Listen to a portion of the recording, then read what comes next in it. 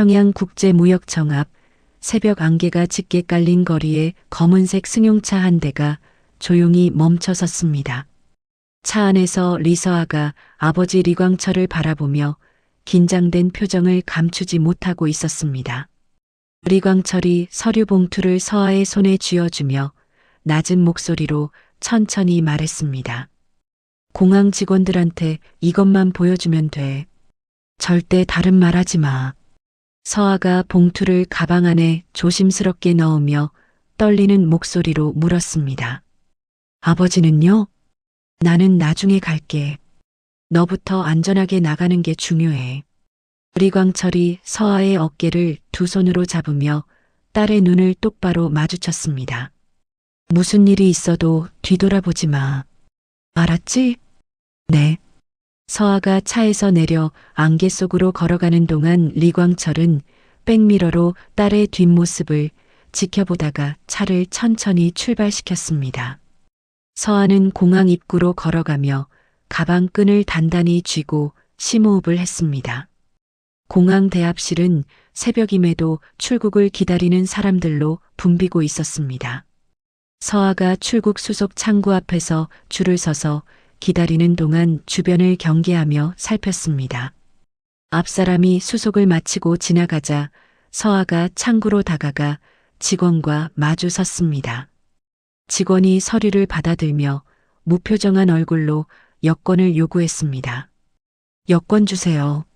서아가 가방에서 여권을 꺼내 떨리는 손으로 건넸습니다. 직원이 여권을 펼쳐 확인하는 동안 서아는 시선을 창밖으로 돌려 안개 낀 활주로를 바라보았습니다. 직원이 도장을 찍고 여권을 돌려주며 무심한 목소리로 말했습니다. 보안 검색대로 가세요. 서아가 여권을 받아드는 순간 공항 직원 복장을 한 남자가 서아 옆을 아무렇지 않게 스쳐 지나갔습니다. 남자가 지나가며 서아의 여권 사이에 흰 쪽지를 재빨리 끼워 넣었고 서아는 그 움직임을 느꼈지만 내색하지 않았습니다. 서아가 여권을 가방에 넣으려다 쪽지를 발견하고 재빨리 펼쳐 읽었습니다. 715 남문 창고 뒤 트럭 3시간 루트 시작이라는 짧은 문장이 적혀 있었습니다. 서아가 쪽지를 주머니에 넣고 아무 일 없다는 듯 보안 검색대를 향해 걸어갔습니다. 금속 탐지기를 통과하면서 서아는 천장의 감시 카메라를 자연스럽게 훑어보며 회전 패턴을 머릿속으로 계산했습니다. 카메라가 일정한 주기로 좌우로 회전하고 있다는 것을 확인한 서아가 가방을 찾아 들고 대합실 구석으로 이동했습니다. 벽시계를 보니 7시 10분으로 약속된 시간까지 5분이 남아 있었습니다. 서아가 출구 쪽을 살피며 감시 카메라의 사각지대가 출구 왼편에 있다는 것을 파악했습니다. 서아가 화장실로 들어가 거울 앞에 서서 자신의 얼굴을 바라보다가 수도꼭지를 틀어 찬물로 얼굴을 씻으며 긴장을 풀었습니다. 물기를 닦고 화장실을 나와 출구로 걸어가면서 시계를 한 번 더 확인했습니다. 7시 15분 서아가 남문 창고 쪽으로 최대한 자연스럽게 발걸음을 옮겼습니다. 창고 뒤편에 군용 표식이 지워진 낡은 트럭 한 대가 시동을 켠 채 서 있었습니다. 운전석에 앉아있던 남자가 서아를 보고 말없이 차에서 내려 주변을 경계하며 다가왔습니다. 남자가 서아의 손목을 잡아 소매를 걷어 올리고 손목 안쪽에 있는 작은 흉터 문양을 확인한 뒤 고개를 끄덕였습니다. 서아가 트럭 조수석에 올라타자 남자가 시동을 걸고 트럭을 천천히 출발시켰습니다. 트럭이 평양 시내를 빠져나가기 시작하면서 서아는 좌석 밑을 살펴 철제 상자가 하나 있는 것을 발견했습니다. 상자를 열자 낡은 피처폰과 위조된 통행증, 금속 열쇠가 들어 있었고 서아가 피처폰을 켜보니 화면에 아무 메시지도 없었습니다. 그때 평양 시내 곳곳에서 무선 통신망이 순간적으로 끊기며 도시 전체가 잠시 통신 공백 상태에 빠졌습니다. 도시관제센터에서 한 직원이 모니터를 보며 이상 신호를 감지하고 상사에게 급히 보고했습니다. 무역대표 리광철의 사무실 통신 로그에서 이상 신호가 감지됐습니다. 상사가 자리에서 일어나 모니터를 들여다보며 긴장된 표정으로 지시했습니다. 보이부에 연락해. 지금 당장. 보이부 사무실에서 2명의 요원이 컴퓨터 앞에 앉아 키보드를 두드리며 공항 출입 기록을 검색하기 시작했습니다. 한 요원이 화면을 보며 다른 요원에게 보고했습니다. 리광철의 딸 리서아가 오늘 새벽 공항에 나타났습니다. 다른 요원이 전화기를 들어 본부에 연락하며 긴급 지시를 내렸습니다. 추적 시작합니다. 트럭은 외곽 공업지대를 지나며 첫 번째 검문소가 나타나자 운전사가 속도를 줄이며 창문을 내렸습니다. 군복을 입은 병사가 트럭에 다가와 무표정한 얼굴로 통행증을 요구했습니다. 통행증? 운전사가 미리 준비한 군납 허가증을 건네자 병사가 서류를 꼼꼼히 확인하고 트럭 뒤를 돌아 화물칸을 열었습니다. 화물칸에는 철제 상자들이 가득 실려 있었고 병사가 상자 몇 개를 두드려 보고 다시 문을 닫으며 통과 신호를 보냈습니다. 통과. 트럭이 검문소를 지나가며 서아가 손목의 GPS 시계를 확인하자 화면에 카운트다운이 표시되며 2시간 55분을 가리키고 있었습니다. 운전사가 서아를 힐끗 보며 낮은 목소리로 안심시켰습니다. 긴장하지 마. 이제 시작이야. 서아가 창밖을 바라보며 작게 숨을 내쉬는 동안 트럭은 평양을 완전히 벗어나 국경 방면으로 달려가고 있었습니다. 트럭이 평양 외곽 도로를 따라 달리는 동안 창밖으로 논밭과 공장 건물들이 빠르게 지나갔습니다. 운전사가 계기판의 시계를 확인하며 엑셀을 더 밟아 속도를 높이자 서아가 긴장된 표정으로 운전사를 바라보았습니다. 왜 빨리 가요? 2번째 검문소 교대 시간이 7분 남았어. 그 전에 통과해야 해. 서아가 다시 앞을 보며 긴장한 채 손을 꽉 쥐었고 저 멀리 검문소 건물이 아스라하게 보이기 시작했습니다. 운전사가 엑셀을 더 밟으며 트럭을 최대한 빠르게 몰아 검문소 앞에 정확히 멈춰 세웠습니다. 서아가 창문 틈으로 검문소 조명을 관찰하니 조명이 깜빡이는 패턴이 쪽지에 적힌 표식과 정확히 일치하고 있었습니다. 병사가 다가와 창문을 두드리자 운전사가 창문을 내리고 미리 준비한 서류를 건넸습니다. 병사가 서류를 훑어보다가 트럭 안을 들여다보며 서아를 의심스러운 눈으로 바라보았습니다. 저 여자는 누구요? 군납물자 검수 담당자요. 서류 여기 있소. 운전사가 또 다른 서류를 재빨리 꺼내 보여주자 병사가 서류를 꼼꼼히 확인하고 돌려주었습니다. 가시오. 트럭이 검문소를 통과하자 서아가 뒤를 돌아보니 검문소 조명이 꺼지고 새로운 조명이 켜지며 교대 시간이 시작되고 있었습니다. 운전사가 작게 웃으며 안도의 한숨을 내쉬었습니다. 딱 맞췄네. 트럭이 좁은 시골길로 접어들어 10분쯤 달리자 외진 곳에 작은 창고 하나가 나타났습니다. 운전사가 트럭을 세우고 시동을 끄며 서아를 돌아보고 짧게 말했습니다. 여기서 내려. 다음 구간부터는 연락 없어. 서아가 가방을 들고 트럭에서 내리자 운전사가 창문 너머로 창고를 가리키며 다음 지시를 전했습니다. 저기 들어가. 누가 기다리고 있을 거야. 트럭이 방향을 돌려 떠나가는 모습을 지켜보던 서아가 창고 문 앞에 섰습니다. 문을 밀고 들어가자 따뜻한 공기와 함께 커피 향이 퍼지며 창고 안에 여자가 한 명 서서 서아를 기다리고 있었습니다. 여자가 부드러운 미소를 지으며 다가와 반갑게 인사했습니다. 리서아 맞지? 나는 장아린이야. 청송찻집 사장이고 서아가 고개를 숙여 공손하게 인사했습니다. 처음 뵙겠습니다. 인사는 나중에 해도 돼. 시간이 없어. 할인이 창고 안쪽으로 걸어가며 손짓하자 바닥에 숨겨진 철판 뚜껑이 드러났습니다. 할인이 뚜껑을 힘껏 열자 지하로 내려가는 좁은 계단이 어둠 속에 나타났습니다. 내려가. 서아가 계단을 따라 조심스럽게 지하로 내려가자 할인이 뒤따라 내려오며 뚜껑을 다시 닫았습니다. 지하 공간은 좁았지만 조명이 환하게 켜져 있었고 벽면에 붉은 선으로 그려진 지도가 크게 붙어 있었습니다. 서아가 지도를 자세히 살피니 붉은 선이 시각표의 두 번째 점과 정확히 일치하고 있었습니다. 할인이 벽에 기댄 채 빠르게 설명했습니다. 다음 구간은 오토바이로 이동해야 돼. 뒷문으로 나가면 골목에 세워뒀어.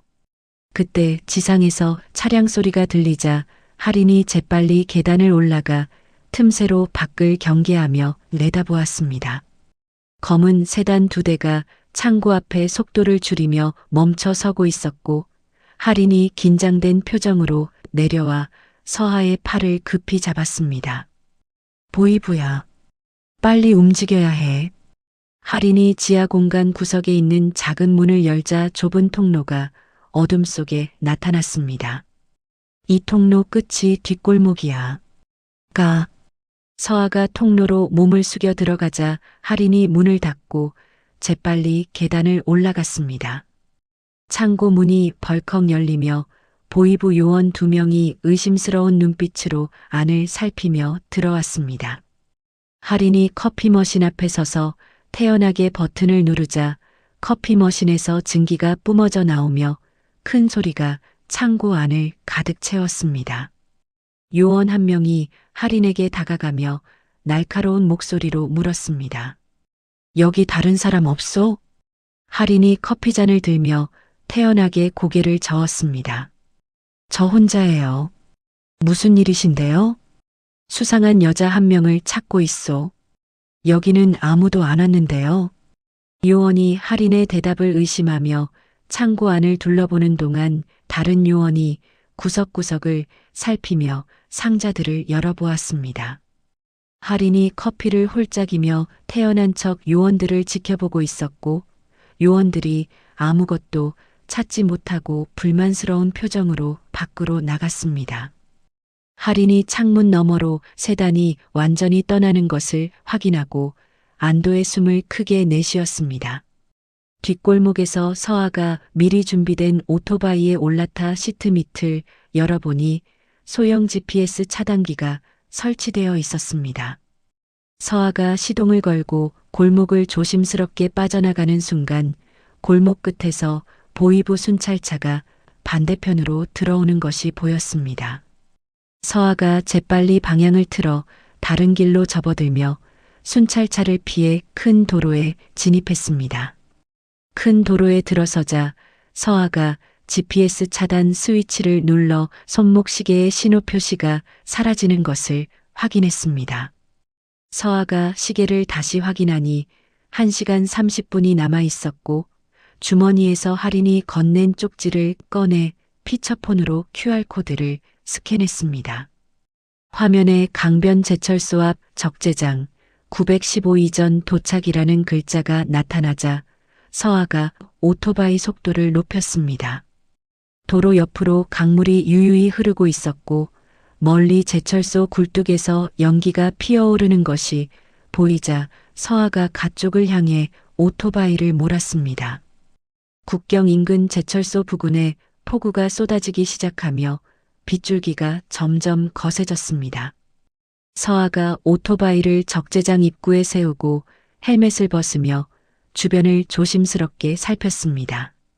빗물이 헬멧을 타고 흘러내려 옷을 적시는 동안 서아가 시계를 보니 9시 5분으로 약속된 시간보다 10분 일찍 도착한 것이었습니다.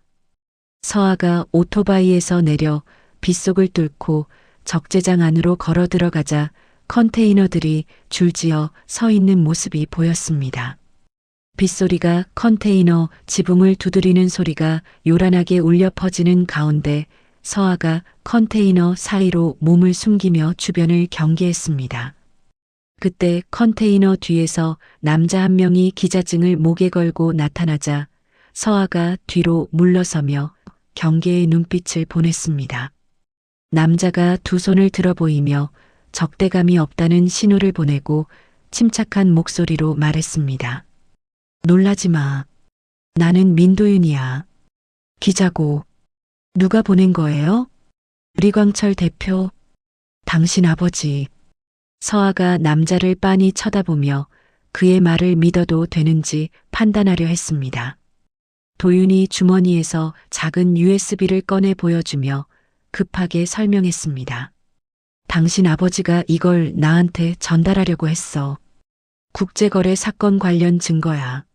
아버지가 왜 기자한테? 결백을 증명하려면 언론이 필요하거든. 내가 그 사건을 추적하고 있었어. 도윤이 USB를 서아에게 건네자 서아가 USB를 받아 가방 깊숙이 넣으며 고개를 끄덕였습니다. 그 순간 밖에서 경계 경보가 울리며 사이렌 소리가 빗소리를 뚫고 사방으로 퍼져나갔습니다. 도윤이 컨테이너 틈으로 밖을 급히 내다보며 긴장된 목소리로 외쳤습니다. 보이부 순찰차야. 빨리 움직여야 해. 보이부 차량이 적재장 입구로 빠르게 들어오는 것이 보이자 도윤이 서아의 손목을 잡고 컨테이너 뒤편으로 뛰었습니다. 컨테이너 뒤편 바닥에 철제 문 하나가 붙어 있었고 도윤이 문을 힘껏 열자 배수로로 이어지는 어두운 계단이 나타났습니다. 여기로. 서아가 계단을 급히 내려가자 도윤이 뒤따라 내려오며 철제 문을 힘껏 닫아버렸습니다. 배수로 안은 물이 허리까지 차 있었고 양쪽 벽에 전선과 이끼가 뒤엉켜 불쾌한 냄새를 풍기고 있었습니다. 도윤이 방수 주머니에서 종이 지도를 재빨리 꺼내 서아에게 보여주며 설명했습니다. 이 지도 봐. 하류 쪽 수문이 개방되면 물살이 우릴 밀어낼 거야. 수문이 언제 열려요? 곧 10분 안에. 서아가 지도를 받아 방수 주머니에 넣는 동안 위에서 발소리가 들리며 보이부 요원들이 컨테이너 사이를 수색하기 시작했습니다. 도윤이 서아의 어깨를 잡으며 입술에 손가락을 대고 조용히 하라는 신호를 보내며 속삭였습니다. 소리 내지 마. 가만히 있어. 빗물이 배수로 안으로 점점 더 많이 흘러들어오며 물이 가슴까지 차오르기 시작했습니다. 서아가 벽을 짚고 균형을 잡으려 애쓰는 동안 멀리서 굉음이 들리며 수문이 열리는 소리가 울려 퍼졌습니다. 도윤이 서아를 보며 급히 외쳤습니다. 잡아. 물살이 엄청난 기세로 밀려오며 두 사람을 순식간에 휩쓸어 하류로 떠밀어 버렸습니다. 서아가 벽을 움켜쥐려 했지만 물살이 너무 강해 손가락이 미끄러지며 균형을 잃었습니다. 도윤이 서아의 팔을 재빨리 잡아당기며 물속에서 방향을 잡으려 애쓰는 동안 배수로 안을 빠르게 흘러갔습니다. 서아가 물살에 떠밀리며 숨을 헐떡이는 가운데 통로 끝에 희미한 불빛이 보이기 시작했습니다. 물살이 두 사람을 바깥으로 거세게 밀어내자 하구 관리선이 가까이 대기하고 있는 것이 보였습니다. 도윤이 서아를 관리선 쪽으로 힘껏 밀며 급하게 지시했습니다. 저 배 밑으로 숨어. 서아가 물속에서 관리선 아래 공간으로 필사적으로 헤엄쳐 들어가 숨을 고르며 몸을 숨겼습니다. 도윤이 물 위로 올라와 숨을 크게 들이쉬는 순간 보이부 차량의 조명이 하구를 밝게 비췄습니다. 도윤이 조명에 노출되자 요원 한 명이 확성기를 들고 큰 소리로 외쳤습니다. 거기서. 도윤이 재빨리 반대편 두구로 헤엄쳐가며 물 밖으로 올라가 언덕을 향해 필사적으로 뛰기 시작했습니다. 순찰등이 도윤을 따라 움직이며 그의 움직임을 추적하는 동안 요원들이 차에서 내려 도윤을 쫓아갔습니다. 서아가 관리선 밑에서 숨을 죽이며 가만히 기다리는 동안 물살이 관리선을 천천히 하리로 밀어냈습니다. 5분이 지나자 순찰등이 멀어지며 사라졌고 서아가 조심스럽게 물 위로 고개를 내밀어 주변을 살폈습니다. 주변이 조용해지자 서아가 하구 수문 쪽으로 천천히 헤엄쳐가며 수문 하부에 있는 환풍구를 발견했습니다. 서아가 환풍구를 잡고 힘껏 올라가 반대편 강둑으로 빠져나와 비에 젖은 흙바닥에 주저앉아 거친 숨을 고르며 시계를 확인했습니다. 시계는 50분을 가리키고 있었고 서아가 주변을 둘러보니 흙 위에 비닐 봉투가 하나 놓여 있었습니다. 봉투를 집어들자 D구역 이탈 성공이라는 글자가 선명하게 적혀 있었고 서아가 봉투를 열어 안에 새 옷과 타올 그리고 다음 이동 지점이 적힌 쪽지가 들어있는 것을 확인했습니다. 서아가 젖은 옷을 벗고 마른 옷으로 갈아입으며 타올로 머리를 닦는 동안 쪽지를 펼쳐 읽었습니다. 하천 제방 500m 전방 의료밴 대기 중이라는 짧은 문장이 적혀 있었고 서아가 일어나 제방을 따라 걷기 시작하며 빗줄기가 점점 약해지는 것을 느꼈습니다. 강둑 너머 중국 측 수문 인근에서 윤나래가 무전기를 켜고 신호를 기다리며 긴장된 표정으로 앉아 있었습니다. 무전기에서 잡음이 섞인 신호음이 들리기 시작하자 나래가 무전기를 귀에 대고 주파수를 세밀하게 조정했습니다. 신호음이 3번 또렷하게 울리고 멈추자 나래는 그것이 D구역 성공 신호라는 것을 알아차리고 재빨리 차 시동을 걸었습니다. 민간 의료밴으로 위장한 차량이 제방길로 천천히 진입하며 500m쯤 달리자 강둑에 서 있는 서아의 모습이 어둠 속에서 드러났습니다. 나래가 차를 세우고 문을 열며 조심스럽게 확인하듯 물었습니다. 리서아 맞죠? 서아가 지친 표정으로 고개를 끄덕이며 차에 올라타자 뒷좌석에 의사복을 입은 자원봉사자 2명이 앉아 있었습니다. 한 사람이 따뜻한 담요를 서아에게 건네며 부드러운 목소리로 말했습니다. 추우셨죠? 이거 덮으세요. 서아가 담요를 받아 몸에 둘러 떨리는 몸을 감싸는 동안 나래가 차를 출발시켰습니다. 차량은 하천 제방길을 따라 천천히 움직이며 차체에 붙은 전기설비 수리회사 로고가 가로등 불빛에 비쳤습니다. 자원봉사자 한 명이 물병을 꺼내 서아에게 건네며 걱정스러운 눈빛으로 말했습니다. 천천히 마셔요.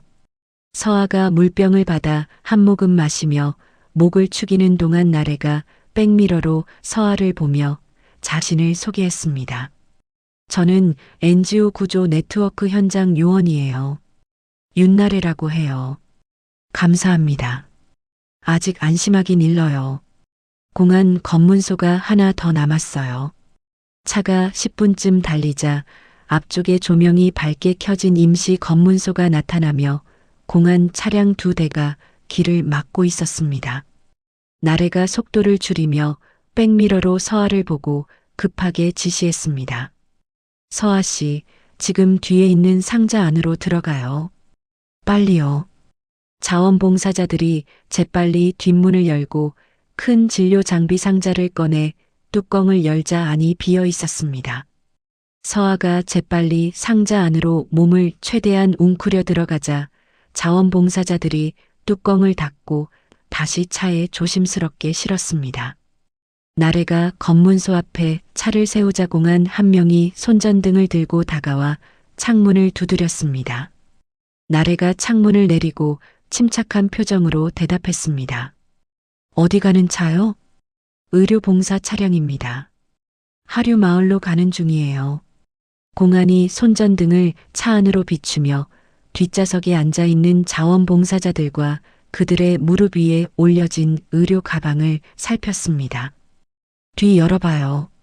나래가 차에서 내려 뒷문을 열고 한 발짝 물러서는 동안 공안이 손전등으로 내부를 자세히 살폈습니다. 진료 장비 상자들이 가지런히 놓여 있었고 공안이 상자 하나를 손으로 두드려 보는 순간 상자 안에서 서아가 숨을 참으며 몸을 더욱 움츠렸습니다. 공안이 다른 상자를 열어 안을 확인하자 의료기구들이 제대로 들어 있었고 나래가 진료 허가증을 재빨리 꺼내 보여주었습니다. 이게 허가증이에요. 공안이 서류를 훑어보고 별다른 의심 없이 돌려주며 손짓으로 통과를 허락했습니다. 가시오. 나래가 뒷문을 닫고 운전석으로 돌아와 차를 천천히 출발시켜 검문소를 무사히 통과했습니다. 5분쯤 달린 뒤 나래가 한적한 곳에 차를 세우고 자원봉사자들이 재빨리 상자를 열었습니다. 서아가 상자에서 나와 숨을 크게 들이쉬며 긴장이 풀린 얼굴로 안도의 한숨을 내쉬었습니다. 나래가 뒤를 돌아보며 부드러운 목소리로 말했습니다. 이제 GPS 차단기 꺼도 돼요. 서아가 주머니에서 차단기를 꺼내 스위치를 끄고 다시 주머니에 넣는 동안 차가 다시 출발했습니다. 20분쯤 달리자 하천 옆에 낡은 창고가 어둠 속에 모습을 드러내며 나래가 창고 앞에 차를 조심스럽게 세웠습니다. 창고 문이 천천히 열리며 전력회사 직원 복장을 한 사람 3명이 나와 서아를 맞이했고 모두 NGO 요원들이었습니다. 서아가 차에서 내리자 한 요원이 가방을 들고 다가와 건네주며 설명했습니다. 여기 옷이랑 신분증 있어요. 갈아입으세요. 서아가 가방을 받아 창고 안 작은 공간으로 들어가 옷을 갈아입고 나오자 다른 요원이 통신용 단말기를 건넸습니다. 혹시 모르니까 이것도 가지고 계세요. 나래가 테이블 위에 지도를 펼쳐 보이며 손가락으로 경로를 가리키면서 설명했습니다. 다음은 도심 하역장이에요. 거기서 선박으로 이동할 거예요. 시간이 얼마나 남았어요? 나래가 손목 시계를 확인하고 침착하게 대답했습니다. 30분. 서아가 단말기를 주머니에 넣으며 긴장된 표정으로 고개를 끄덕이자 나래가 차 문을 열며 재촉했습니다. 출발해요. 서아가 다시 차에 올라타 자리에 앉는 동안 차량이 창고를 떠나 하류 방향으로 빠르게 달리기 시작했습니다. 창밖으로 국경 감시탑의 높은 안테나가 점점 멀어지며 어둠 속으로 사라지고 있었습니다. 서아가 창밖을 바라보며 손목 시계를 다시 확인하니 카운트다운이 멈추지 않고 계속 줄어들고 있었고 서아는 마지막 구간을 향해 달리는 차 안에서 긴장을 늦추지 않았습니다. 하류 하역장 부근에 차가 도착하며 나래가 시동을 끄고 손목 시계를 확인하니 오전 10시였습니다. 나래가 시계를 다시 한번 보며 긴장된 목소리로 말했습니다. 25분 남았어요. 하역장 입구에는 점검 중이라는 노란색 표지판이 세워져 있었고 주변은 인적이 드문 채 조용했습니다. 나래가 무전기를 들어 미리 설정된 숫자를 눌러 신호를 보내자 무전기에서 잡음 섞인 목소리가 들려왔습니다. 접근 코드 송신 완료. CCTV 정지 준비됐어요. 나래가 무전기를 내려놓고 뒤를 돌아보며 서아를 보고 급하게 지시했습니다. 지금부터 5분 동안 카메라가 멈춰요. 그 안에 들어가야 해요. 서아가 가방을 메고 차에서 내리자 나래도 따라 내려 하역장 쪽문을 향해 빠르게 걸었습니다. 쪽문이 반쯤 열려 있었고 두 사람이 안으로 들어가자 기술자 한 명이 컴퓨터 앞에 앉아 모니터를 주시하고 있었습니다. 기술자가 키보드를 빠르게 두드리며 화면을 확인하고 짧게 보고했습니다. 시스템 점검 모드 켰어요. 기록 중지됐습니다. 나래가 서아의 팔을 잡으며 조급하게 말했습니다. 빨리 가요. 금속 통로를 따라 걸어가는 동안 서아가 주변을 경계하며 살피니 통로 벽에 번호가 적힌 문들이 일정한 간격으로 줄지어 있었습니다. 나래가 3번 문 앞에 멈춰 서서 손잡이를 잡고 힘껏 돌리며 말했습니다. 여기에요. 문을 열자 소형 선박 수리 구역이 나타났고 작은 보트 한 척이 좁은 수로에 띄워진 채 출발을 기다리고 있었습니다. 보트에 남자가 한 명 서서 주변을 살피다가 서아를 발견하고 손짓으로 빨리 타라는 신호를 보냈습니다. 서아가 보트를 향해 뛰어가 몸을 날려 보트 위로 올라타자 나래가 밧줄을 재빨리 풀며 당부했습니다. 하류 창고 부두에서 누가 기다리고 있을 거예요. 조심히 가요. 고맙습니다. 나래가 밧줄을 던지고 보트를 힘껏 밀어내자 보트가 수로 위로 천천히 미끄러지듯 움직이기 시작했습니다. 조종사가 엔진을 켜자 낮은 엔진 소리와 함께 보트가 점점 속도를 내며 수로를 따라 빠르게 나아갔습니다. 수로 양쪽으로 높은 콘크리트 벽이 끝없이 이어지는 가운데 서아가 뒤를 돌아보니 하역장이 점점 작아지며 시야에서 사라지고 있었습니다. 조종사가 앞을 가리키며 침착한 목소리로 말했습니다. 저기 부표 보여요? 물 위에 빨간 부표가 물결에 흔들리며 떠 있었고 서아가 고개를 끄덕이며 대답했습니다. 네. 저게 루트 종점이에요. 저기까지만 가면 돼요. 보트가 수면을 가르며 힘차게 나아가는 동안 멀리 하류 감시소가 희미하게 보였지만 감시소에서 경보는 울리지 않았습니다.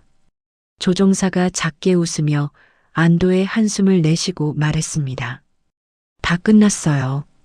10시 45분 보트가 하류 창고 부두에 도착하며 부두에는 차량 한 대가 미리 대기하고 있었습니다. 서아가 보트에서 내려 부두로 올라서자 조종사가 보트 바닥에 구멍을 내기 시작하며 물이 보트 안으로 스며들었습니다. 흔적 지우는 거예요. 걱정하지 마세요. 차량에서 남자가 한 명 내려 서아에게 다가오며 확인하듯 물었습니다. 리서아 씨 맞죠? 네. 차에 타세요. 안전한 곳으로 모실게요. 서아가 차에 올라타 자리에 앉자 차가 부두를 떠나 도로로 진입하며 본격적으로 달리기 시작했습니다. 서아가 손목 시계를 확인하니 카운트다운이 0시간 0분을 가리키며 3시간 루트가 완전히 끝났음을 알렸습니다. 서아가 창밖을 바라보며 낯선 도시의 거리가 눈앞에 펼쳐지는 것을 보았고 사람들이 평범하게 길을 오가며 일상을 살아가고 있었습니다. 아무도 서아를 주목하지 않았고 서아는 그저 이 도시의 수많은 사람들 중 한 명일 뿐이었습니다. 운전사가 백미러로 서아를 보며 부드러운 목소리로 말했습니다. 심양까지 2시간 걸려요. 편히 쉬세요. 서아가 뒷좌석에 몸을 기대고 손을 펼쳐보니 아직도 미세하게 떨리고 있었고 서아가 두 손을 깍지 껴 무릎 위에 올려놓으며 떨림을 멈추려 애썼습니다.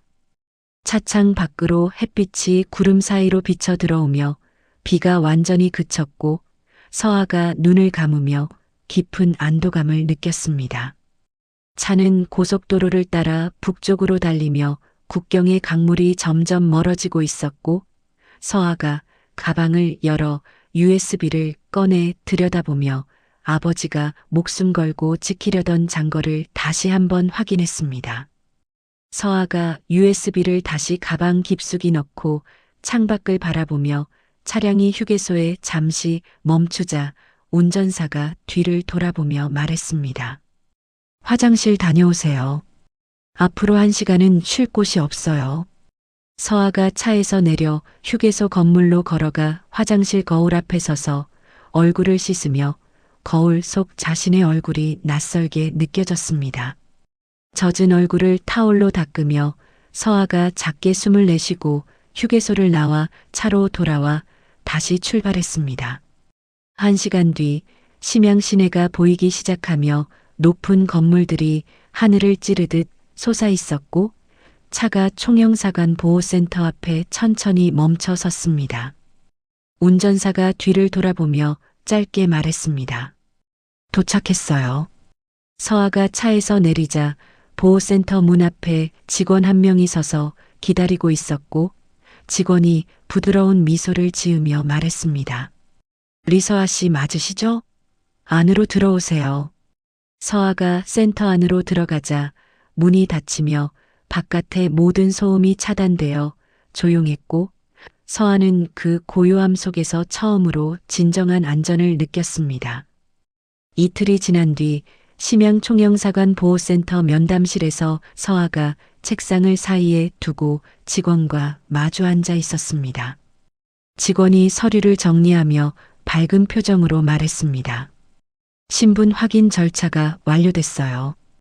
이제 입국 준비 들어가면 돼요. 서아가 안도의 한숨을 쉬며 고개를 끄덕이자 직원이 서류를 한 장 더 꺼내며 조심스럽게 물었습니다. 가족분들 연락은 되세요? 아니요. 아직이요. 직원이 난처한 표정을 지으며 서류를 내려놓고 잠시 망설이다가 입을 열었습니다.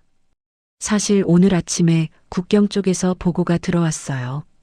서아가 직원을 빤히 쳐다보며 불안한 표정으로 물었습니다. 무슨 보고요? 어머님께서 병원에 입원하셨대요. 그리고 동생분이. 직원이 말을 멈추고 서아의 반응을 살피자 서아가 의자 팔걸이를 꽉 잡으며 다급하게 물었습니다. 동생이 어떻게 됐어요? 체포됐어요. 중국 공안이 미립국자로 분류해서 외국인 보호시설로 이송했대요. 서아가 자리에서 벌떡 일어나며 목소리를 높였습니다. 지금 당장 거기 가야 해요. 진정하세요. 우리 쪽에서 NGO 네트워크 통해서 개입 요청했어요. 얼마나 걸려요? 직원이 한숨을 쉬며 난처한 표정으로 대답했습니다. 절차가 있어서 시간이 좀 필요해요. 서아가 창밖을 보며 주먹을 쥐고 떨리는 목소리로 말했습니다. 동생을 그냥 둘 수 없어요. 직원이 물 한 잔을 따라 서아에게 건네며 진정시키려 애쓰며 말했습니다. 일단 앉으세요. 서아가 다시 앉아 물을 마시는 동안 직원이 자리에서 일어나며 위로하듯 말했습니다. 제가 상부에 다시 한번 연락해 볼게요. 여기서 기다려주세요. 직원이 면담실을 나가자 서아가 홀로 남아 가방을 열고 도윤이 건넨 USB를 꺼내 손에 쥐었습니다. USB를 노트북에 연결하자 암호화된 파일들이 화면에 나타났고 서아가 키보드를 두드려 암호를 풀기 시작했습니다. 30분쯤 지나자 파일이 열리며 여러 문서와 사진 그리고 비상연락 코드 목록이 화면에 나타났습니다. 서아가 목록을 스크롤하며 내리다가 가족 체포 시 비상연락, 단둥교회 의료창고라는 항목을 발견하고 주소와 좌표를 종이에 적어 주머니에 넣었습니다. 직원이 돌아와 안타까운 표정으로 말했습니다. 상부에서 최대한 빨리 처리하겠대요. 그런데 최소 이틀은 걸릴 것 같아요. 이틀이요? 죄송해요. 저희도 어쩔 수가 없어요. 서아가 자리에서 일어나며 침착한 척하며 말했습니다. 화장실 좀 다녀올게요. 네, 다녀오세요. 서아가 면담실을 나와 복도를 걸으며 화장실 앞을 지나쳐 비상구를 향해 빠르게 걸어갔습니다. 비상구 문을 열고 계단을 조심스럽게 내려가 1층 로비를 가로질러 밖으로 나왔습니다. 거리에서 택시를 잡아 세우자 택시 기사가 창문을 내리며 물었습니다. 어디 가세요? 서아가 종이를 보이며 급하게 말했습니다. 여기요. 단둥교회. 거기 멀어요. 2시간 걸려요. 괜찮아요. 빨리 가주세요. 서아가 뒷좌석에 올라타자 택시가 출발하며 도시를 빠져나가기 시작했습니다. 2시간 뒤 택시가 단둥교회 외진길에 멈춰서며 기사가 뒤를 돌아보고 물었습니다. 여기가 맞아요? 서아가 주변을 살피니 낡은 창고 하나가 멀리 보였고 서아가 고개를 끄덕이며 대답했습니다. 네, 여기 맞아요. 서아가 택시 요금을 내고 차에서 내리자 택시가 떠나고 서아가 창고를 향해 조심스럽게 다가갔습니다.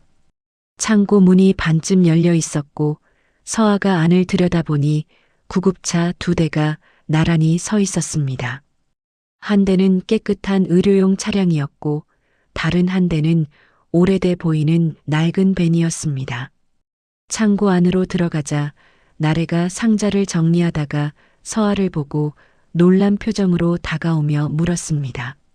서아 씨, 여기는 어떻게 왔어요? 동생을 찾아야 해요. 나래가 상자를 내려놓고 서아에게 다가와 안타까운 표정으로 말했습니다. 알아요. 연락 받았어요. 지금 준비하고 있어요. 언제 움직여요? 오늘 밤이요. 보호시설 야간 교대 시간에 맞춰서요. 서아가 나래의 팔을 잡으며 간절하게 말했습니다. 저도 같이 가요. 안 돼요. 너무 위험해요. 제 동생이에요. 제가 꼭 가야 해요. 나래가 잠시 고민하며 서아의 눈을 바라보다가 결심한 듯 고개를 끄덕이며 말했습니다. 알았어요. 그럼 의료진으로 위장해야 해요. 옷 갈아입어요. 나래가 의사 가운을 꺼내 건네자 서아가 가운을 입고 거울을 보며 자신의 모습을 확인했습니다. 나래가 가짜 신분증을 건네며 신중하게 말했습니다. 이름은 장미연이에요. 기억해요. 네. 밤 9시 구급차가 창고를 떠나 어둠 속으로 사라지며 나래가 운전대를 잡고 서아가 조수석에 긴장된 표정으로 앉았습니다. 뒷좌석에 요원 2명이 더 타고 있었고 차량이 보호시설을 향해 달리는 동안 서아는 손을 꽉 쥐며 동생을 생각했습니다. 30분 뒤 보호시설 정문 앞에 도착하자 나래가 경비에게 서류를 내밀며 침착하게 말했습니다. 환자 이송 왔어요. 경비가 서류를 확인하고 문을 열어주자 구급차가 시설 안으로 천천히 들어가 건물 후문 앞에 차를 세웠습니다. 나래가 뒤를 돌아보며 긴장된 목소리로 말했습니다. 10분 안에 끝내야 해요. 서아가 차에서 내려 건물 안으로 들어가며 복도를 따라 걸으면서 방 번호를 하나씩 확인했습니다. 감시 카메라가 복도 끝에 설치되어 있었고 서아가 사각지대로 몸을 숨기며 조심스럽게 이동했습니다. 한방 앞에 멈춰서서 창문으로 안을 들여다보니 서민이 침대에 앉아 고개를 숙이고 있었습니다. 서아가 문을 열고 들어가자 서민이 고개를 들어 누나를 보며 눈이 커지고 입을 열려던 순간 서아가 손짓으로 조용히 하라는 신호를 보냈습니다. 서아가 입술에 손가락을 대며 조용히 하라는 신호를 다시 보내자 서민이 고개를 끄덕이며 눈물을 글썽였습니다. 서아가 환자 명단을 꺼내 서민의 이름을 재빨리 추가하고 서민에게 환자복을 입힌 뒤 휠체어에 앉혔습니다. 복도로 나와 후문을 향해 휠체어를 밀고 가자 경비가 다가와 서류를 요구했고 서아가 침착하게 명단을 보여주었습니다. 이송 환자예요. 경비가 명단을 확인하고 의심 없이 문을 열어주자 서아가 휠체어를 밀어 구급차로 향했습니다. 나래가 차 문을 열고 기다리고 있었고 서민을 차에 태우고 서아도 급히 올라타자 구급차가 후문을 빠져나가며 시설을 벗어났습니다. 시설을 완전히 벗어나자 나래가 속도를 높이며 백미러로 뒤를 확인하는 동안 서민이 떨리는 목소리로 말했습니다. 누나. 서아가 동생의 손을 꼭 잡으며 눈물을 참고 말했습니다. 괜찮아. 이제 괜찮아. 구급차가 시설을 벗어나 10분쯤 달리는 동안 나래가 백미러를 자주 확인하며 긴장된 표정으로 말했습니다. 뒤에 차 한 대가 따라오고 있어요. 서아가 뒤를 돌아보니 검은색 세단이 일정한 거리를 두고 계속 따라오고 있었고 나래가 핸들을 재빨리 틀어 샛길로 접어들며 급하게 말했습니다. 공안 추적팀이에요. 산길로 빠져야 해요. 구급차가 좁은 산길을 올라가며 차체가 심하게 흔들렸고 뒤따르던 세단도 방향을 바꿔 산길로 들어서며 추격을 계속했습니다. 요원 한 명이 무전기를 들어 빠르게 말하며 지원을 요청했습니다. 대피 컨테이너 준비됐나요? 무전기에서 잡음 섞인 답이 들려왔습니다. 터널 입구에서 대기 중입니다. 나래가 엑셀을 더 밟으며 구급차를 최대한 빠르게 몰자 커브기를 돌 때마다 차체가 크게 흔들렸습니다. 서민이 손잡이를 붙들며 불안한 표정을 지었고 서아가 동생의 어깨를 감싸 안으며 안심시키듯 말했습니다. 조금만 참아. 터널 입구가 앞에 보이기 시작했고 임시 대피 컨테이너가 터널 옆에 세워져 있는 것이 희미하게 보였습니다. 나래가 구급차를 재빨리 컨테이너 안으로 몰아넣자 NGO 팀원들이 재빨리 차폐막을 내려 입구를 완전히 가렸습니다.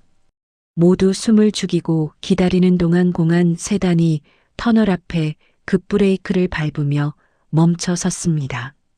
차에서 공안 2명이 내리며 손전등을 들어 주변을 밝게 비추기 시작했고 한 명이 주변을 살피며 의아한 표정으로 말했습니다. 여기 아무것도 없는데요.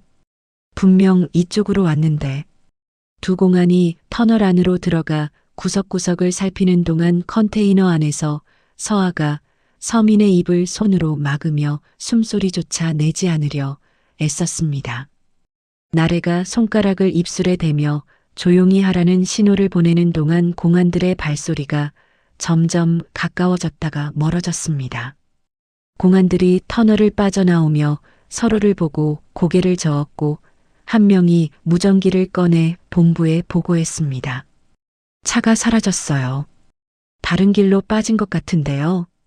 본부에 보고하자. 두 공안이 세단에 올라타 떠나가는 소리가 들리고 나서도 한참 동안 아무도 움직이지 않았습니다. 1시간이 지나자 팀원 한 명이 밖을 조심스럽게 확인하고 돌아와 안도하며 말했습니다. 깨끗해요. 이제 움직여도 돼요.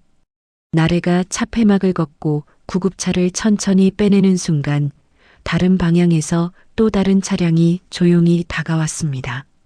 NGO 네트워크의 위장 밴이었고 밴에서 요원 한 명이 내려 손을 흔들며 급하게 말했습니다. 여기로 옮겨 타요. 차량 바꿔야 해요. 서아와 서민이 구급차에서 내려 밴으로 조심스럽게 옮겨 타는 동안 나래도 함께 밴에 올라탔습니다. 구급차는 반대 방향으로 출발해 위장 신호를 발신하며 추적을 분산시켰고 밴이 산길을 천천히 내려가기 시작했습니다. 서민이 창밖을 보며 떨리는 목소리로 물었습니다. 우리 어디로 가요? 나래가 부드러운 목소리로 대답하며 서민을 안심시켰습니다. 안전한 곳으로요. 걱정하지 마세요. 서아가 동생의 손을 꼭 쥐고 눈빛으로 괜찮다고 전하는 동안 밴이 시내로 진입했습니다. 1시간쯤 달려 작은 건물 앞에 멈춰 서자 간판에 청림 게스트하우스라고 적혀 있었습니다. 나래가 차에서 내리며 뒤를 돌아보고 설명했습니다. 여기서 며칠 쉬어야 해요. 공안이 추적 멈출 때까지요. 게스트하우스 주인이 문을 열어주며 반갑게 맞이했고 2층 방으로 안내받아 들어가니 방은 작지만 깨끗하게 정돈되어 있었습니다.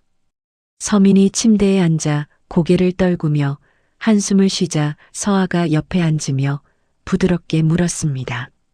많이 힘들었지? 서민이 고개를 끄덕이며 눈물을 글썽이고 떨리는 목소리로 대답했습니다.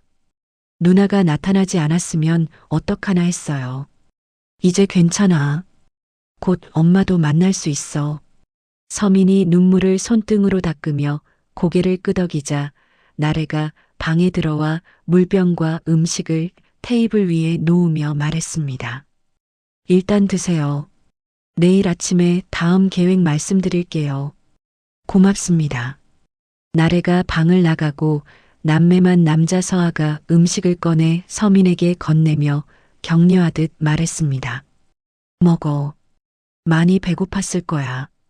서민이 빵을 한 입 베어 물며 천천히 씹는 동안 서아도 물을 마시며 창밖을 바라보았습니다.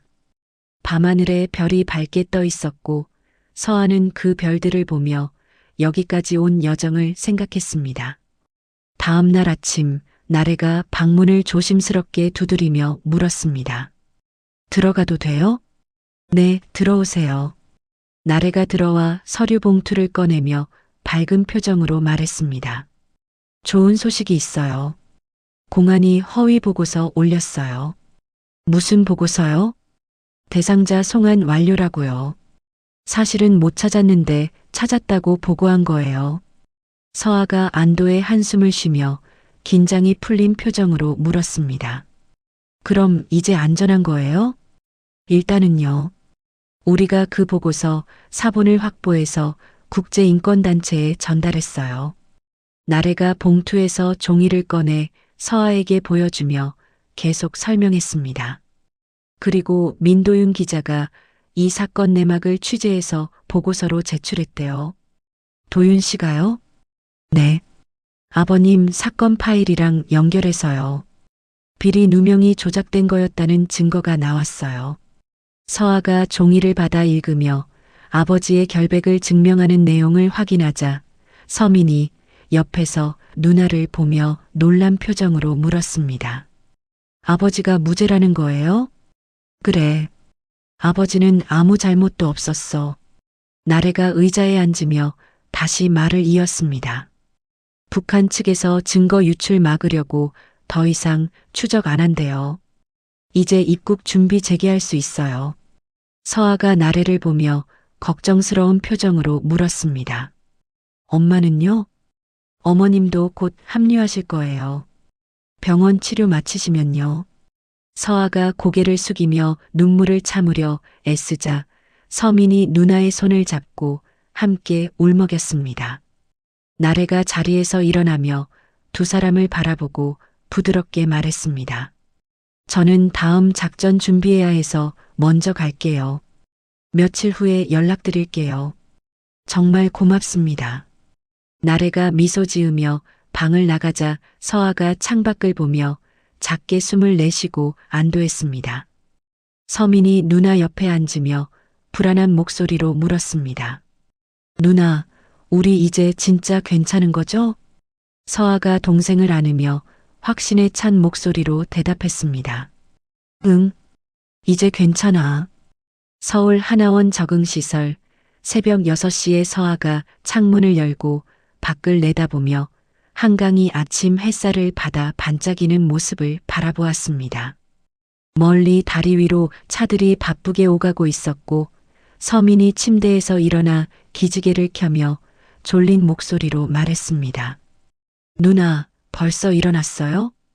응, 잠이 안 와서.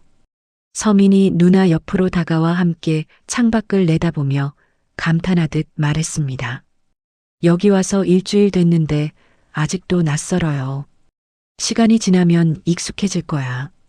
문을 두드리는 소리가 들리자 서아가 문을 열었고 보호관이 밝은 표정으로 서 있었습니다.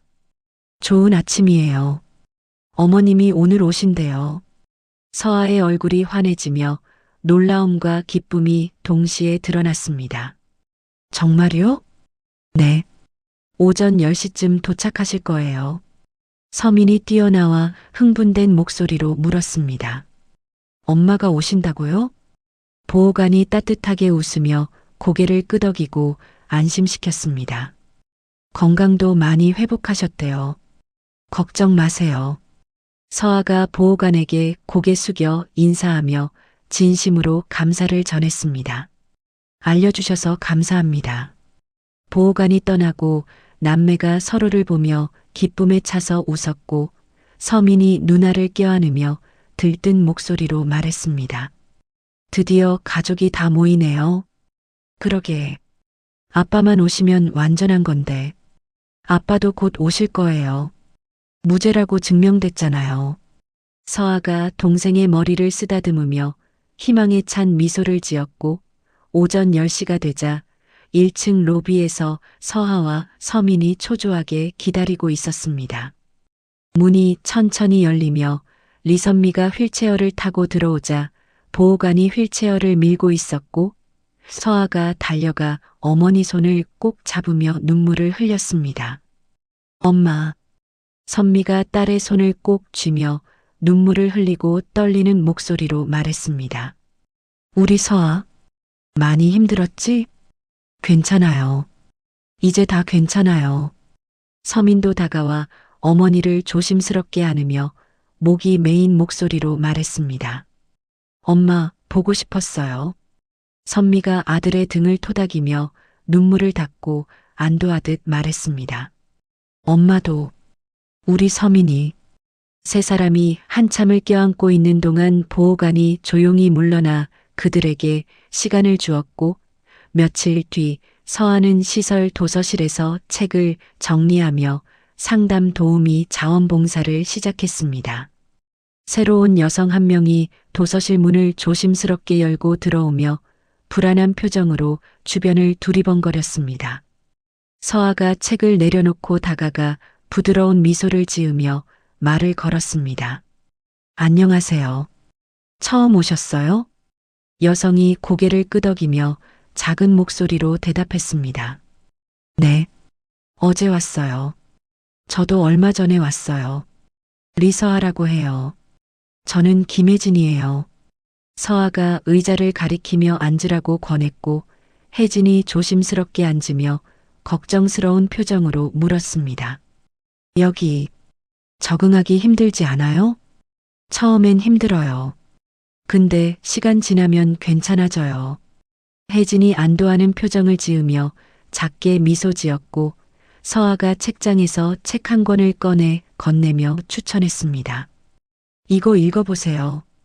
도움 될 거예요. 혜진이 책을 받아들며 고마움을 전했습니다. 고마워요. 서아가 따뜻하게 미소 지으며 다시 책 정리를 시작했고 오후가 되자 서아는 파일 캐비닛 앞에 서서 서랍을 열어 아버지의 USB와 도윤이 보낸 보고서 사본을 꺼냈습니다. 책상에 앉아 USB를 노트북에 연결하고 파일들을 하나씩 확인하며 아버지가 모았던 증거 자료들을 다시 한번 살펴보았습니다. 서아가 파일을 다시 저장하고 USB를 빼내는 순간 휴대전화에 메시지가 왔고 장아린이었습니다. 카페 다시 열었어요. 모두 잘 지내요. 라는 짧은 메시지를 읽은 서아가 답장을 보냈습니다. 다행이에요. 건강 챙기세요. 곧이어 민도윤에게서도 메시지가 도착했습니다. 외신 특파원 복귀했습니다. 아버님 사건 후속 보도 준비 중이에요. 라는 내용을 읽은 서아가 감사한 마음으로 답장했습니다. 감사합니다. 아버지도 기뻐하실 거예요. 저녁 무렵 서아는 시설 옥상으로 올라가 난간에 기대어 서울 거리를 내려다보며 하늘이 붉게 물드는 것을 지켜보았습니다. 국경을 넘던 날 본 폭우와는 달리 하늘이 맑았고 불빛들이 하나둘 켜지기 시작하며 도시가 밤을 맞이하고 있었습니다. 서아가 주머니에서 작은 메모지를 꺼내 펜을 들어 한 줄을 적었고 기적은 누가 만든 공백 속에서 시작된다. 라는 문장을 완성했습니다. 서아가 메모지를 봉투에 넣고 봉한 뒤 내일 혜진에게 건네주려고 주머니에 넣었습니다. 계단을 내려와 복도를 걷는데 보호관이 다가와 알려주었습니다. 서아 씨, 오늘 윤나래 씨한테 서류 왔어요. 무슨 서류요? 다음 구조작전 관련인 것 같던데요. 사무실에 두고 왔어요. 서아가 사무실로 향해 책상 위에 놓인 나래의 이름이 적힌 봉투를 집어들었고 무겁지 않았지만 안에 뭔가 들어있는 것을 느끼며 봉투를 열지 않고 그대로 가방에 넣었습니다. 방으로 돌아오니 서민이 책상에서 공부하고 있었고 서민이 고개를 들어 누나를 보며 물었습니다. 누나, 저녁 먹었어요? 아직? 같이 먹을까? 네. 두 사람이 식당으로 향하는 동안 어머니도 식당에 앉아 그들을 기다리고 있었고 세 사람이 한 테이블에 앉아 밥을 먹으며 따뜻한 시간을 보냈습니다. 선미가 딸을 보며 부드럽게 물었습니다. 서아야, 오늘 상담 도우미 일 어땠어? 좋았어요. 새로운 분 한 명 도와드렸어요. 잘했네. 우리 딸. 서민이 끼어들며 자신도 뭔가 하고 싶다는 듯 말했습니다. 저도 곧 일 시작할 거예요. 선미가 아들의 머리를 쓰다듬으며 걱정스럽게 말했습니다. 천천히 해. 아직 적응 중이잖아. 식사를 마치고 방으로 돌아온 서아가 침대에 누워 천장을 바라보며 평양에서 출발해 국경을 넘고 여기까지 온 긴 여정을 떠올렸습니다.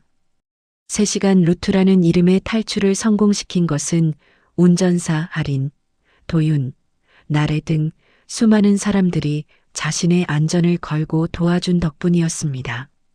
서아가 깊은 감사를 느끼며 내일은 또 다른 사람을 도울 것이고 자신이 받은 도움을 이제 다른 이에게 전할 차례라고 생각했습니다. 창밖으로 서울의 밤이 깊어가며 도시의 불빛이 별처럼 반짝이고 있었고 서아가 이불을 당겨 덮으며 옆 침대에서 들려오는 서민의 고른 숨소리에 귀 기울였습니다. 돌아 누워 창밖을 보니 달빛이 커튼 사이로 스며들어 방안을 은은하게 밝히고 있었고 문득 평양의 집과 아버지와 마지막으로 나눈 대화가 떠올라 서아는 다시 눈을 떴습니다. 무슨 일이 있어도 뒤돌아보지 마. 라는 아버지의 목소리가 귓가에 맴돌았고 잠이 오지 않아 침대에서 일어나 책상으로 걸어가 서랍을 열고 편지지를 꺼냈습니다. 펜을 들고 한참을 망설이다가 천천히 글을 쓰기 시작했고 아버지께 저희는 모두 무사합니다. 아버지가 보내주신 증거 덕분에 진실이 밝혀졌습니다. 곧 만날 수 있을 거라 믿습니다. 라는 문장을 완성했습니다. 편지를 접어 봉투에 넣고 언젠가 아버지에게 전할 수 있기를 바라며 서랍 깊숙이 넣어두었고 다시 침대로 돌아와 누우니 이번엔 마음이 편안해지며 잠이 찾아왔습니다. 서아가 천천히 눈을 감으며 어둠 속에서 평화를 느꼈고 새로운 삶이 시작되고 있음을 깊이 실감하며 깊은 잠에 빠져들었습니다. 서아의 3시간 루트는 단순한 탈출이 아니었습니다.